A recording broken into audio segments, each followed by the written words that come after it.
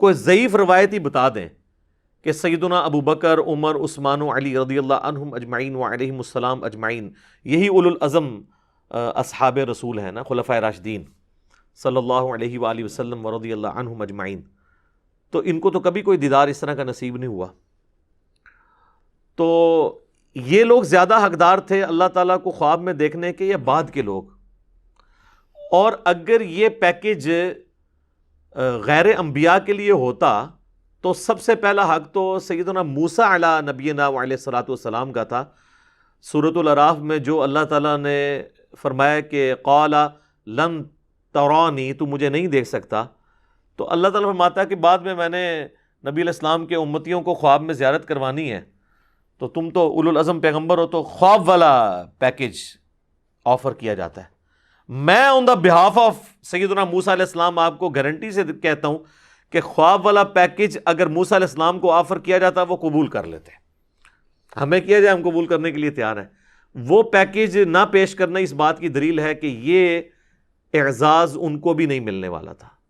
اب یہ دعوے صوفیاء کے بارے میں کرنا، اماموں کے بارے میں کرنا، بزرگوں کے بارے میں کرنا، تو یہ لوگوں نے ان کے اوپر جھوٹ باندھے ہیں.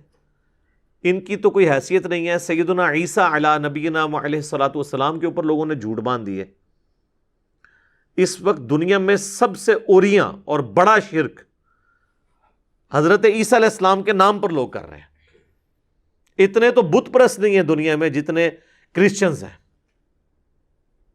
لیکن عیسیٰ علیہ السلام کا کوئی اس میں قصور نہیں ہے. اللہ تعالیٰ نے تو قرآن میں ان کی طرف سے صفائی پیش کی ہے. لقد کفر الذین قالوا ان اللہ هو المسیح ابن مریم، بے شک وہ لوگ کفر کر رہے ہیں جو یہ کہہ رہے ہیں کہ عیسیٰ ابن مریم ہی اللہ ہے. وقال المسیح، جبکہ مسیح تو خود کہا کرتے تھے یا بنی اسرائیل، اے اولاد یعقوب، اے بنی اسرائیل، اعبدوا اللہ ربی و ربکم، اس رب کی عبادت کرو جو میرا بھی رب ہے اور تمہارا بھی رب ہے. انہ من یشرک باللہ فقد حرم اللہ علیہ الجنہ ومأواہ النار وما للظالمین من انصار، بے شک جو کوئی اللہ کے ساتھ شرک کرے گا اللہ نے اس پہ جنت حرام کر دی ہے، اس کا ٹھکانہ جہنم ہے اور وہاں پر اس کا کوئی بھی مددگار نہیں ہوگا. والعیاذ باللہ تعالی. اللہم اجرنا من النار، آمین. تو میرے بھائی قرآن میں تو اللہ تعالیٰ عیسیٰ ابن مریم کی صفائیاں دے رہا ہے کہ وہ تو موحد تھے، ان کے ماننے والے مشرک ہوئے. اسی طریقے سے بزرگوں کے بارے میں، اماموں کے بارے میں اگر کوئی چیزیں منسوب ہوئی ہیں تو ہم بزرگوں کو یا اماموں کو تختہ مشق نہیں بناتے، الا یہ کہ کسی بزرگ نے جان بوجھ کے اپنے بارے میں کوئی جھوٹ پھیلایا ہو، اور وہ بھی ہم وثوق سے تو نہیں کہہ سکتے، اس کا اور اللہ کا معاملہ ہے. فضائل اعمال شیخ زکریا کاندلوی صاحب کی، اس میں آپ فضائل قرآن والا چیپٹر نکال لیں نا، فضائل اعمال کا.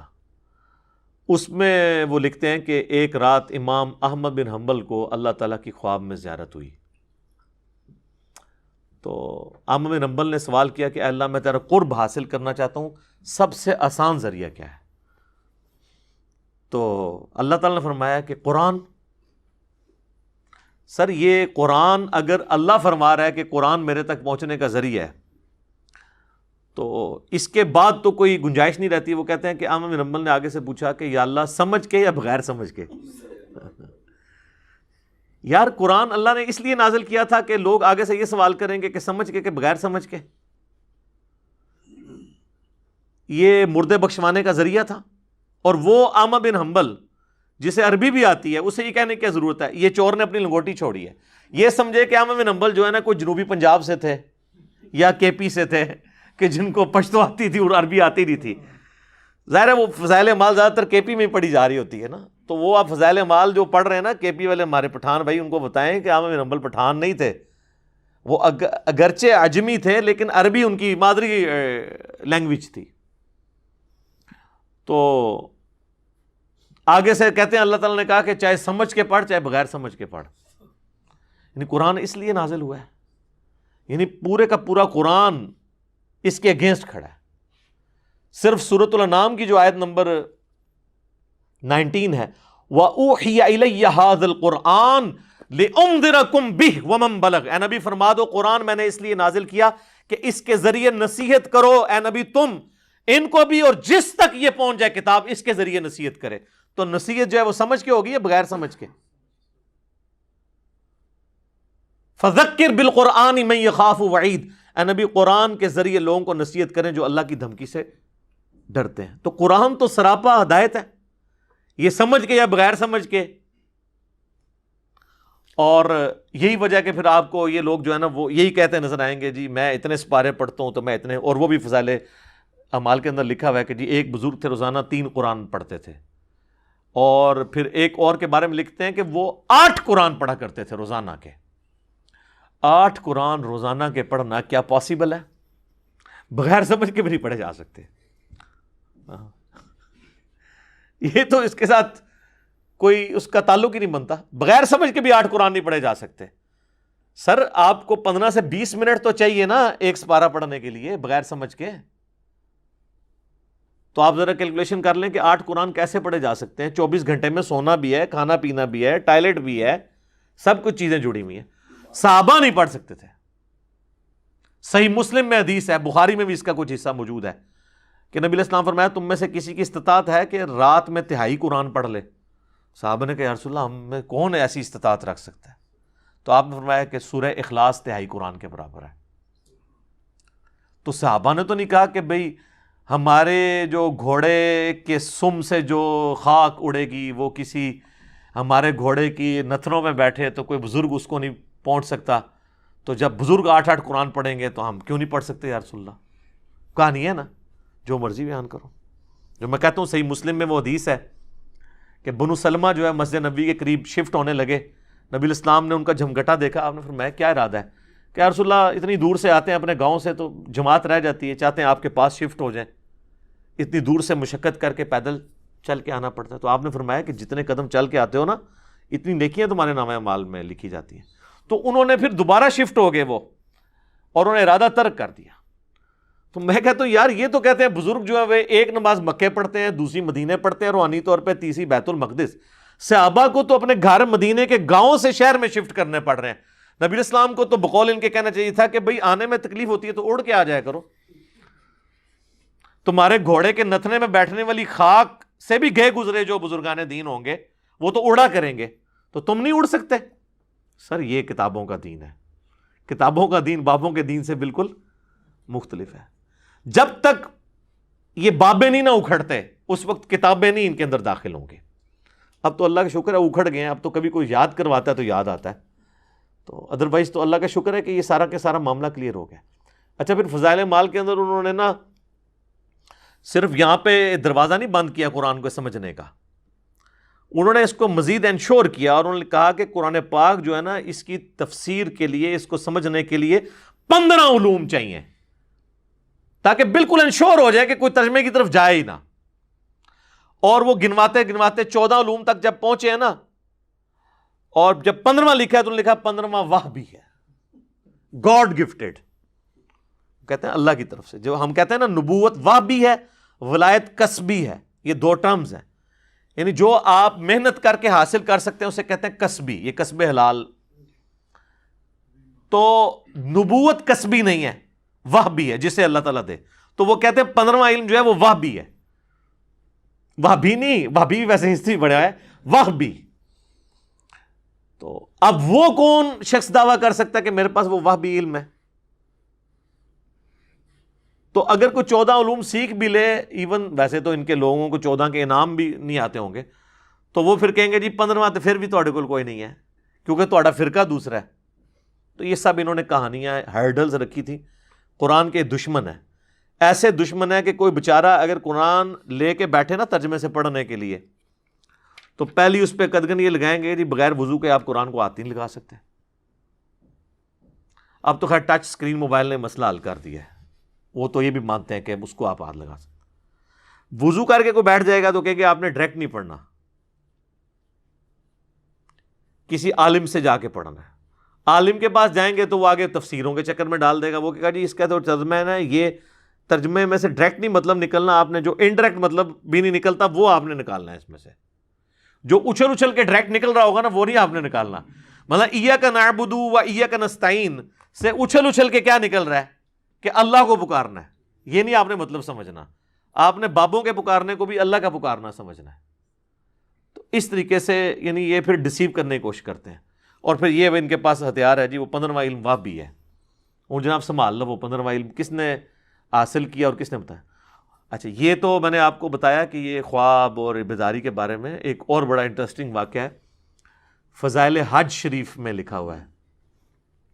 فضائل حج بھی فضائل اعمال کا ایک چیپٹر ہے لیکن الگ سے چھپتا ہے. بیسیکلی یہ پورا ایک نصاب تھا, اس کا نام تھا تبلیغی نصاب. تبلیغی نصاب کے اندر نا چیپٹرز تھے, فضائل نماز, فضائل قرآن, فضائل درود, فضائل حج, یہ بے شمار چیپٹرز تھے. انہوں نے پھر چھانٹی کر کے نا کچھ چیپٹرز کٹھے کر کے فضائل اعمال کے نام سے چھاپ دیے. ایک چیپٹر اسی میں سے کاٹ کے الگ کر کے فضائل درود بنا دیا, ایک چیپٹر فضائل حج بنا دیا. اور پلیز اس کی یہ لی کہ یہ تو حج کے دنوں میں ضرورت ہے. آپ دیکھیں حج کے دنوں میں فضائل حج سے درس ہو رہا ہوتا ہے, فضائل اعمال سائڈ پہ پڑی ہوتی ہے. فضائل اعمال بھی بعد میں نام رکھا گیا. اصل یہ کتاب تھی تبلیغی نصاب, یعنی ان کا نصاب. اس میں سے فضائل اعمال نکالی گئی چند ایک چیپٹرز کو اکٹھا کر کے. فضائل حج علیحدہ سے چیپٹر چھپا ہوا ہے. اس میں وہ کہتے ہیں کہ ابدال میں سے ایک شخصیت کا بیان ہے. اب ابدال کون, شخصیت کون, ایکس وائی زی, وہ اس طرح کے ایک آواز آئی, بزرگوں نے فرمایا. وہ کہتے ہیں ابدال میں سے ایک شخصیت کا فرمان ہے. وہ کہتے ہیں کہ جی ان سے کسی نے حضرت خضر سے جب ملاقات ہوئی ان کی, حضرت خضر کے اوپر میرا آپ دیکھ لیں موسیٰ اور خضر والا, آپ کو بتاؤں گا یہ خضر ہے کون ہے اور انہوں نے کون سا خضر بنایا ہوا ہے. یہ لفظ ہے خضر. حضرت خضر سے ملاقات ہوئی ابدال میں سے ایک شخص کی, تو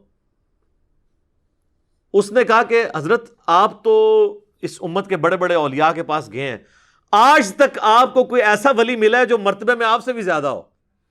ان کا ہاں جی ایک بندہ ملا تھا. انہوں نے کہا پھر دسو کون سی؟ وہ کہتے ہیں کہ میں مسجد نبوی میں بیٹھا ہوا تھا اور محدث عبد الرزاق جو امام بخاری امام مسلم کے استاد ہیں, امام بخاری امام مسلم نے ان سے احادیث لی ہیں. مصنف عبد الرزاق اور مصنف ابن ابی شیبہ, یہ دو کتابیں ہیں جو ایک زمانے میں لکھی گئی, دونوں اب اردو میں ترجمہ ہو چکی ہیں. وہ کہتے ہیں جی محدث عبد الرزاق جو تھے نا, وہ درس حدیث دے رہے تھے مسجد نبوی کے اندر بیٹھ کے, تو لوگ ان کے گرد جھمگٹا لگائے بیٹھے ہوئے تھے, اور ایک نوجوان جو ہے نا وہ یوں کر کے نا اپنے گریبان میں سر دیے ہوئے کونے میں بیٹھا تھا, وہ درس حدیث نہیں سن رہا تھا. تو کہتے ہیں حضرت خضر کہتے ہیں میں اس کے پاس گیا اور میں نے کہا کہ اتنے بڑے محدث مسجد نبوی میں درس دے رہے ہیں اور تم ان کا درس سننے کی بجائے سائڈ پہ بیٹھے ہوئے ہو. تو کہتے ہیں اس نے نا سر بھی نہیں اٹھایا, اسی حالت میں کہا کہ لوگ جو ہے نا یہ تو عبد الرزاق سے حدیثیں سن رہے ہیں, ہم تو ڈائریکٹ رزاق سے سنتے ہیں.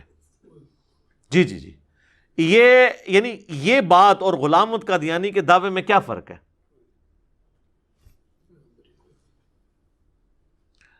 تو اچھا وہ خضر کہتا ہے میں پریشان ہو گیا. اس نے کہا اچھا بتاؤ کہ اگر تم اتنا ہی سمجھتے ہو اپنے آپ کو تو بتاؤ میں کون ہوں. تو وہ کہتے ہیں کہ جی اس شخص نے سر اٹھائے بغیر کہا کہ اگر میں غلطی پر نہیں ہوں نا تو تم خضر ہو. ویسے جو اس کو ذرا مرچیں لگا کے لکھتے ہیں نا, تو وہ کہتے ہیں جی انہوں نے جناب نا اینج نگاہ اتے اٹھائی, پھر انہوں نے تھلے دیکھا, پھر سجے ویکھیا اینج کر کے, پھر کھبے ویکھیا, پھر سامنے دیکھا, پھر اپنے آپ نے دیکھا. انہوں نے کہا جی بھائی میں نے دیکھا ہے نہ خضر اس وقت اوپر ہے نہ نیچے ہے, نہ دائیں مجھے نظر آیا دور تک نہ بائیں, یا تو خضر ہے یا میں ہوں, تو میں تو ہے نہیں ہوں, تو ہی ہے. اے رے کوآرڈینیٹس انہوں نے لوکیٹ کیتے نے, اوندے اوندے پہنچ گئے ہو, لبدے لبدے. تو یہ ہیں لوگوں کے دعوے. آپ تو بات کر رہے ہیں خوابوں میں دیکھنے کی, یہ تو خوابوں سے بھی اگلے ورژن میں جا چکے ہیں.